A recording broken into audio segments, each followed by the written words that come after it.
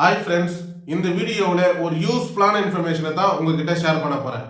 அதாவது உங்கள் ஆதார் கார்டில் ஏதாவது கரெக்ஷன் இருக்கா? அப்போ இந்த வீடியோவை ஃபுல்லாக பாருங்கள். நான் ஏன் சொல்கிறேன் பார்த்தீங்கன்னா, நிறையா பேர் வந்துட்டு பார்த்தீங்கன்னா ஆதார் கார்டில் name correction, date of birth correction, mobile number correction, அதோட வந்துட்டு பார்த்தீங்கன்னா அட்ரஸ் கரெக்ஷன், இந்த மாதிரி விஷயங்கள்லாம் இருக்குது. இதில் எப்படி நம்ம கரெக்ஷன் பண்ணுறது, எங்கே போனால் நம்மளால் கரெக்ஷன் பண்ண முடியுன்றத சில இன்ஃபர்மேஷனை எனக்கு தெரிஞ்ச அளவுக்கு உங்ககிட்ட ஷேர் பண்ண போறேன். காரணம் என்னன்னா, நான் வந்துட்டு டேட்டா பர்த் கரெக்ஷனுக்காக ஆதார் சென்டர், அதாவது தாலுகா ஆஃபீஸ், இல்லை வந்துட்டு போஸ்ட் ஆஃபீஸ், இல்லை வந்துட்டு பார்த்தீங்கன்னா தாலுகா ஆஃபீஸ் பக்கத்துலேயே வந்துட்டு ஆதார் கார்டு கரெக்ஷனுக்குன்னு தனியாக ஒரு சென்டர் வச்சுருப்பாங்க. நான் வந்துட்டு பார்த்தீங்கன்னா ஆதார் கார்டு கரெக்ஷன் பண்ணுறதுக்கு தனியாக ஒரு சென்டர் இருந்தது. அங்கே போய் இருக்கிறப்போ சில அனுபவங்கள் எனக்கு வந்துட்டு பார்த்தீங்கன்னா கிடைச்சிது.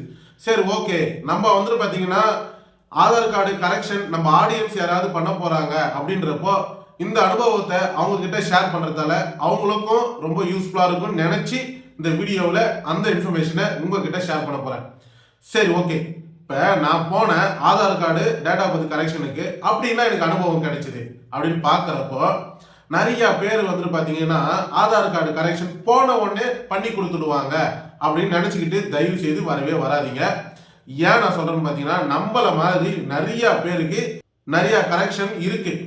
அதால ஒரு சில பேர் என்ன பண்ணிடுறாங்க, முன்னாடியே வந்துட்டு டோக்கன் மாதிரி வாங்கிடுறாங்க. அதாவது காலையிலேயே 8 மணிக்கு வந்து கியூல நின்று டோக்கன் மாதிரி வாங்கிடுறாங்க.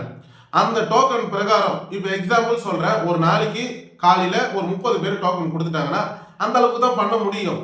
ஏன்னா அதுக்கு நடுவில் வந்துட்டு கரண்ட் வந்துட்டு கரெக்டாக இருக்கணும், நெட்வொர்க்கு கரெக்டாக இருந்தால் மட்டும்தான் சீக்கிரமாக ஓரளவுக்கு முடிக்க முடியும். பட் அது எல்லாம் கொஞ்சம் மிஸ்டேக் கோளாறு கொடுத்துச்சிங்கன்னா நம்மளால வந்துட்டு கரெக்ஷன் சீக்கிரமாக வந்துட்டு முடிக்க முடியாது.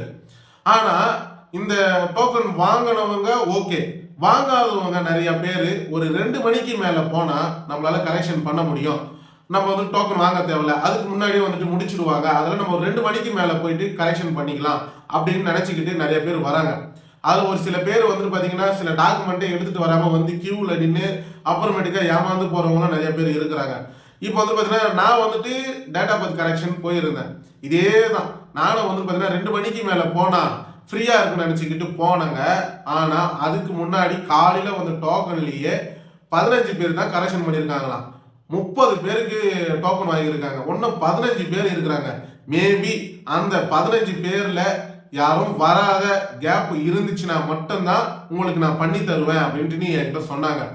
ஏன்னா அதில் வந்துட்டு எந்த ஒரு தவறுதலும் இல்லை. காலையிலேயே வந்து ஆதார் கார்டு ஏதோ ஒரு மிஸ்டேக் இருக்கு, அதெல்லாம் வந்துட்டு கரெக்ஷன் பண்ணணும், அதுக்காக நம்ம முன்னாடியே போய் டோக்கன் போட்டுலாம் வச்சுட்டு போயிருக்காங்க.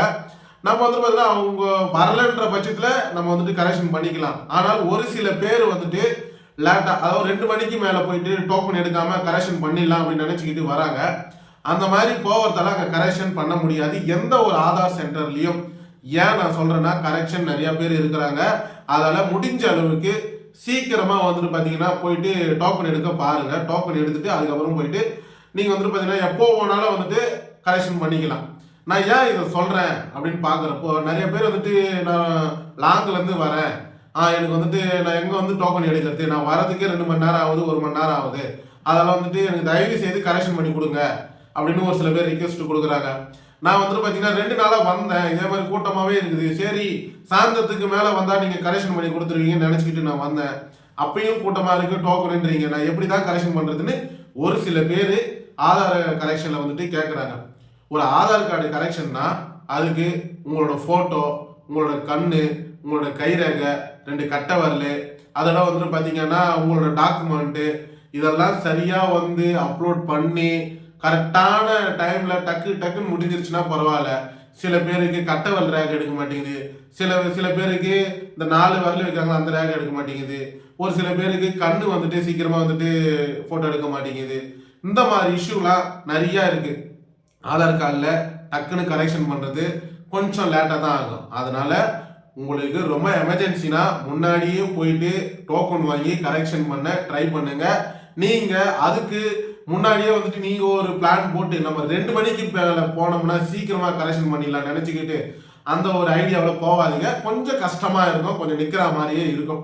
இந்த வீடியோவில் நான் ஆதார் கார்டு கரெக்ஷன் பண்றப்போ சில இன்ஃபர்மேஷன், அதாவது எப்படி போகலாம், டோக்கன் முன்னாடி எடுக்கிறாங்களா எடுக்க மாட்டாங்களா, எவ்வளோ நேரம் வரைக்கும் இருப்பாங்க, அதாவது வந்துட்டு ஆதார் கார்டு கரெக்ஷன் சீக்கிரமாக முடிஞ்சிருமா அப்படின்றலாம் நிறைய ஐடியாஸ் எனக்கு இருந்துச்சு.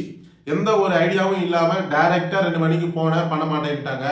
காரணம் என்னன்னு பார்க்குறப்போ உங்களுக்கு முன்னாடியே நிறைய பேர் டோக்கன் போட்டு இருக்கிறாங்க. அவங்களுக்கெல்லாம் நான் பண்ணிட்டு தான் பண்ணுவேன். நீங்கள் வந்துட்டு வெயிட் பண்ணுறதும் பண்ணாததும் உங்களோட விருப்பம்.